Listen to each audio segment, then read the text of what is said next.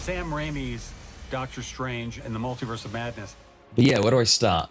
This was a masterpiece, I think, personally. This was a great film. This was a really awesome way for Marvel to just come off their guard and rain down their own terrain of, if that's the saying, of what they just want to do.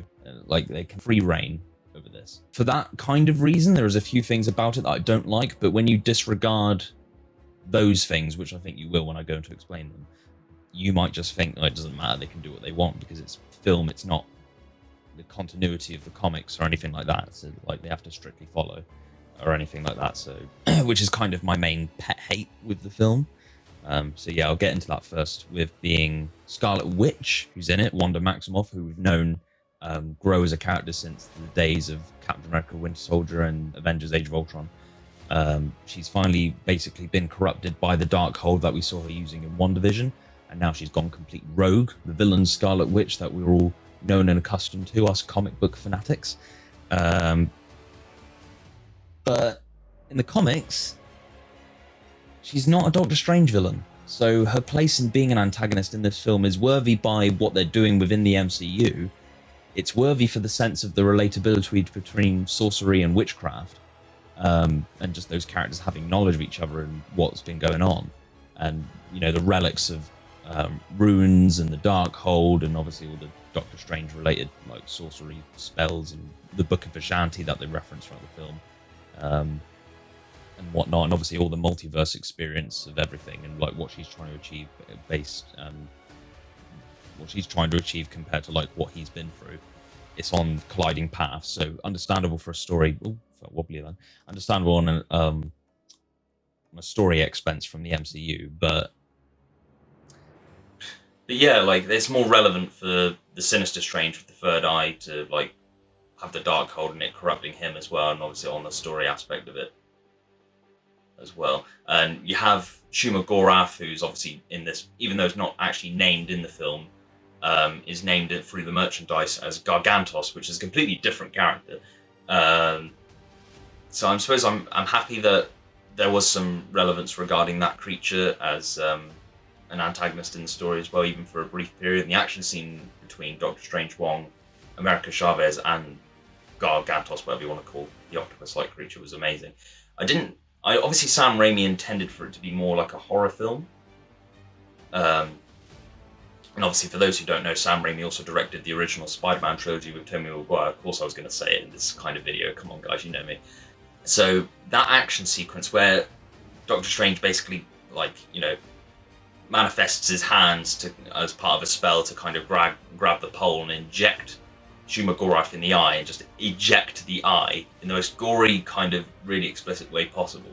That's a death that doesn't need any like explanation at all. There's no like chance that creature's going to come back. Like, there's quite a lot of deaths in this where you think, it's like, are they dead? Are they not dead? You don't know. But yeah, regarding deaths in the darkness of the story, like insane, honestly insane. Good job on Sam Raimi for making the first MCU horror film that I feel like shouldn't earn its place on the PG table, but it does, I think. Might need to recheck that. I don't know what it is on international, but in the UK I believe it's a PG. I do like the kind of evolution between Doctor Strange not being with Christine Palmer, him kind of finally confessing that he's like kind of the scared of the romantic kind of realm region by the end of the film. And like nothing really comes of it. He doesn't get with her. He doesn't get with any of her variants. They have more of an experience between the two of each other, but he accepts how he feels about her. But obviously, nothing can really be done because his version of her from his universe has got married as of this film, and the variants are kind of like they don't really want to know because they've had a rocky history. So he understands more about their relationship and how it works within the universes, and he's able to kind of confront and confess parts of himself to this new Christine. But like it didn't work out, and I think I kind of like that it didn't, like it ended that way. Like, and I think that's what Sam Raimi's kind of used to. It was like when it got to that part of the story, it was kind of like, this is the Toby and MJ of the story. This is like this Peter and MJ of the story. Like this will be easy to work. I'll just make a really complicated relationship.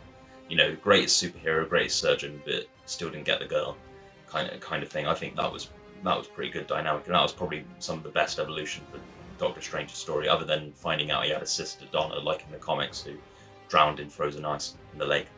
That was a pretty good explanation as well. The Illuminati, that was pretty obvious before we even saw the spoiled TV spot where Mordo, who returns from the first film, but this is a variant version, so it's not the one that we know, spoilt it in the trailer. But yes, they were the Illuminati. Him being a member of one, replacing Doctor Strange and being the Sorcerer Supreme in that universe, as a member of the Illuminati and one of the two leaders, along with who we all guessed, Patrick Stewart's Charles Xavier.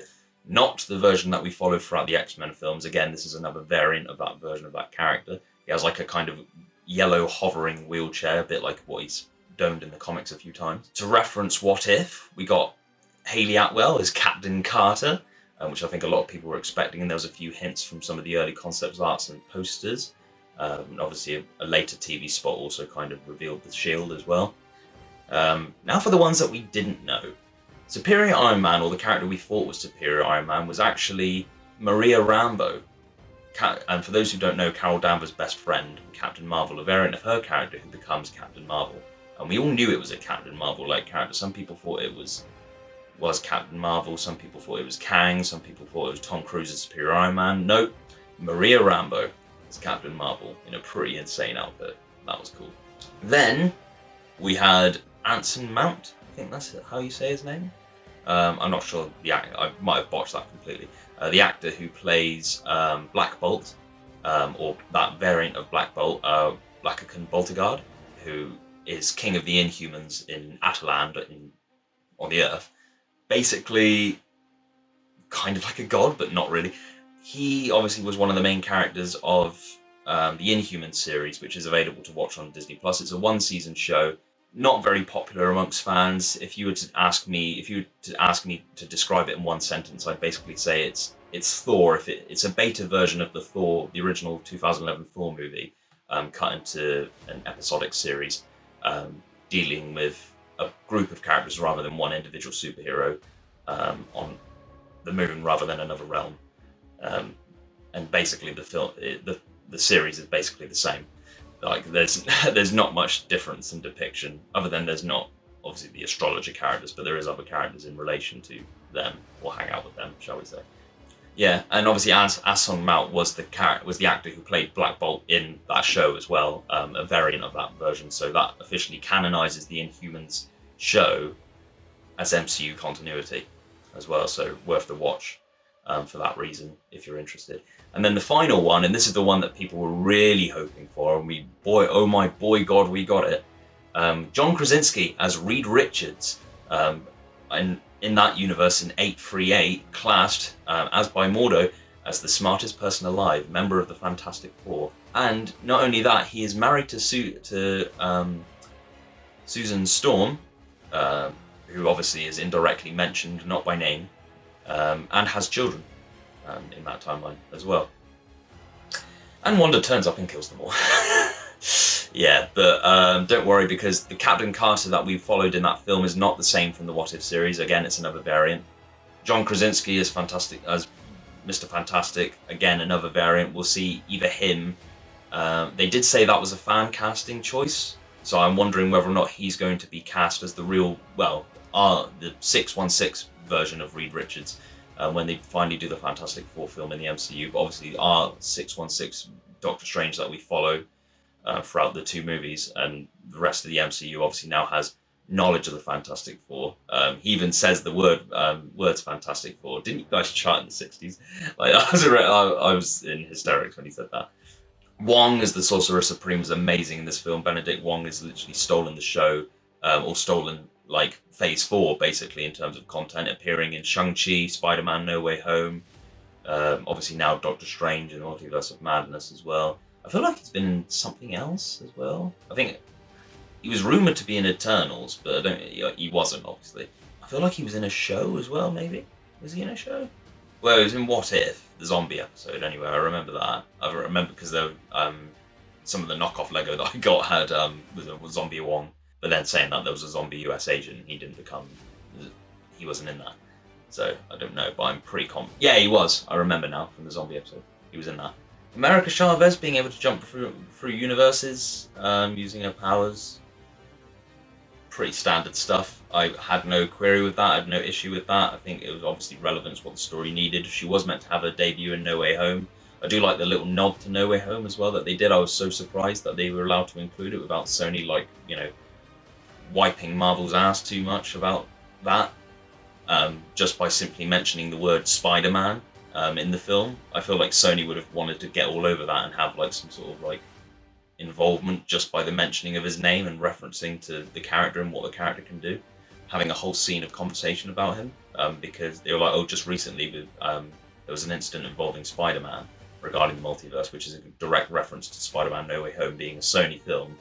So therefore, I feel like if not now, soon there'll be backlash about that when the wrong person goes to see it for no reason, and other than just wanting to see it, to see if it did, to just find that specific moment without knowing it's there, and then just they throw a hissy about it. Sony throw a hissy about it for some reason. I can just see that coming. Like, comment below if you agree with me. If you know what I'm talking about, but I'll just see that coming. But yeah. Overall, amazing film.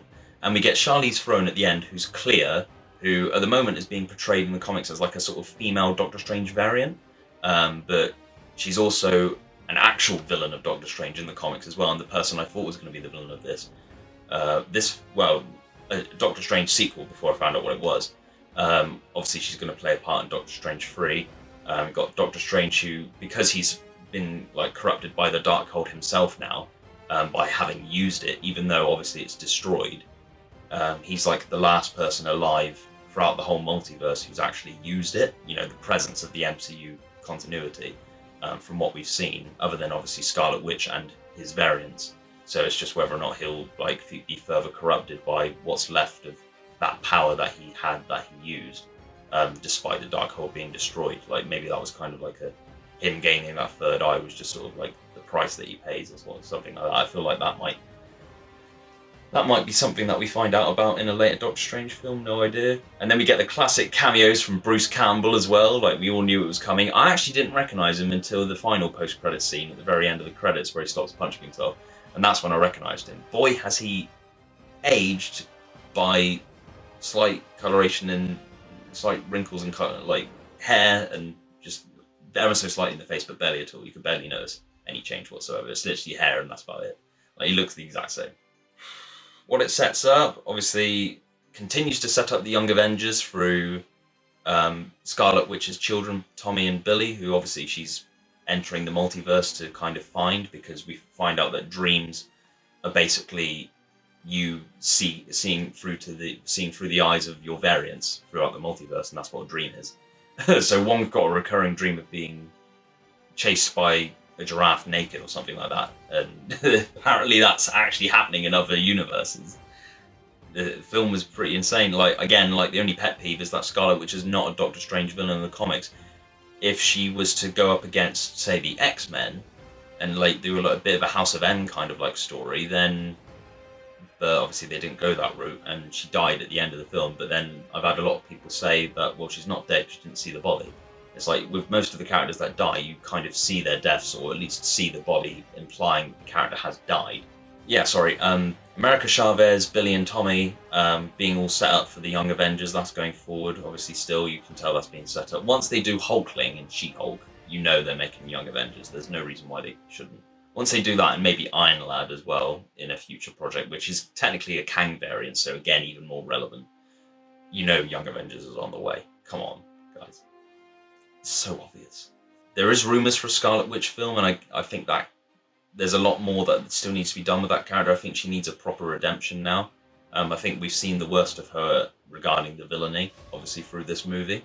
So I know that she'll probably be, if she is still alive, she'll be very disregarded by the public, but I think something will happen now in her favour that'll gain the trust back. And White Vision is technically Vision, that we followed throughout the MCU, so he's been resurrected through that character, so I think those two need to come cross paths at some point. Anyway, and they have been discussing a Scarlet Witch movie, potentially following up at some point. So that'll be insane. Plus, I don't really like the idea of Agatha outliving her after all the shit that she put her through in WandaVision, throughout those last few episodes in particular. So I would like to see more continuation with that. And obviously we're getting Agatha House of Harkness, so whether that means Wanda will return and the two end up becoming friends or whatever, or enemies again going forward, whatever they plan to do, I have no idea. But we'll see. We'll see. Other than that, I have no idea. Doctor Strange Incursion, Doctor Strange 3, Doctor Strange and Clea enter Dark Dimension. Excuse me. Yeah, lost for words. Pretty insane movie. Obviously, we're getting Miss Marvel coming out on June 8th. That'll start streaming from then. We get Thor: Love and Thunder. The new trailer's out for that. There was other stuff I was going to mention, but I could not remember what that is. If there's anything, as I always say, if there's anything you wanted us to add in this review, or me in particular, for me being in this one, please let me know in the comments. And we'll see you guys next time for what comes next. I do believe Pat's got plans to do videos for Northman and Operation Mincemeat, so those will be coming out soon. And yeah, and here's a question that I would like someone to answer if they've watched to this point of the video. Upgrading to 4K from DVD, is it worth it? Ciao.